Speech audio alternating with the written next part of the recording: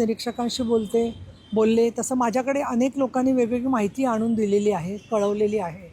आणि त्याच्यामध्ये एक दिसते की पतीची व्यसनाधीनता आणि त्याचबरोबर माहेरी एवढं माहेर सक्षम असून म्हणजे मी सुद्धा एक स्त्री आहे. अशा वेळेला आपल्या घरातल्या लेकीला एवढा त्रास होत असेल तर आपण तिच्या पाठीमागे उभं राहून तिचा जीव कसा वाचेल, तिच्या लेकरांना आई कशी राहील हे आपण पाहिलं पाहिजे. परंतु तसं न घडता तिला राखी पौर्णिमेच्या आदल्या दिवशीच असं स्वतःचा जीव गमवायची वेळ आली ही खूप दुर्दैवी घटना आहे. पोलीस सखोल तपास करतीलच. मी CP आणि त्याचबरोबर गृहमंत्री, मुख्यमंत्री, उपमुख्यमंत्री एकनाथ शिंदे, उपमुख्यमंत्री सुनेत्राताई पवार या सगळ्यांशी बोलणार आहे.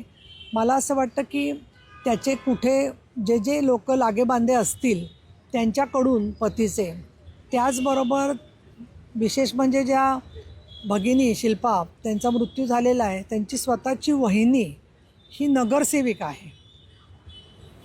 तपासाच्या दृष्टिकोनातून माहेरी गेल्यावर काय काय बोलणं झालं आणि घरी गेल्यानंतर वाद झाला या सगळ्याचं 5 दिवसाच्या पोलीस कस्टडीमध्ये याची माहिती पोलिसांनी योग्य त्या पद्धतीने घ्यावी. परंतु सासरच्या लोकांनी तिचा विचार करून तिचा जीव आधीच वाचवला असता, मध्ये पडून तो उपयोग झाला असता.